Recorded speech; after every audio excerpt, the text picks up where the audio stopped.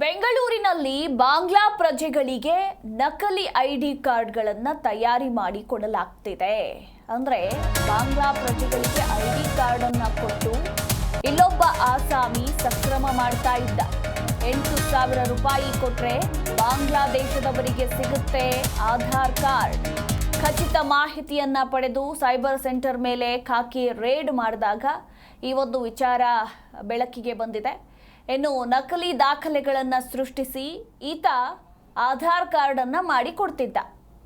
ಬೆಂಗಳೂರು ಹೊರವಲಯದಲ್ಲಿ ನಡೀತಾ ಇದ್ದಂತಹ ಐಡಿ ಕಾರ್ಡ್ಗಳ ತಯಾರಿ ಇದು.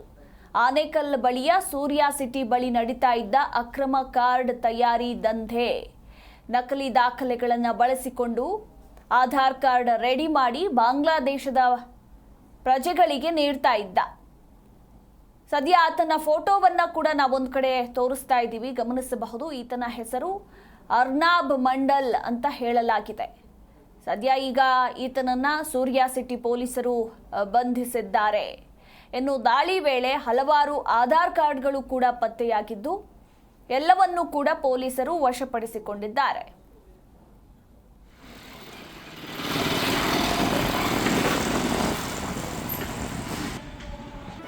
ಜಿ ಕನ್ನಡ ನ್ಯೂಸ್ ಈಗ ನಿಮ್ಮ ಮನೆಯಲ್ಲೇ ನೋಡಿ.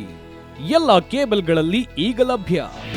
ನಿಮ್ಮ ನೆಚ್ಚಿನ ಜಿ ಕನ್ನಡ ನ್ಯೂಸ್ ಈಗ ಸನ್ ಡೈರೆಕ್ಟ್ ನಲ್ಲಿ number 292, Tata play number 1664, Jio TV number 1334, NXT digital number 30, in cable number 30, city networks 51, U digital number 162, GTPL number 17, Rockline telecommunications number 42, Shri Basaveshwara cable number 168, rural cable network 60, Vinayaka digital 57, Abhishek cable 821, city channel 53, Siddeshwara cable network 57, V4 digital Infotech 628, Surya digital networks 53, Gajanan digital number 836, Malnad infotech private limited number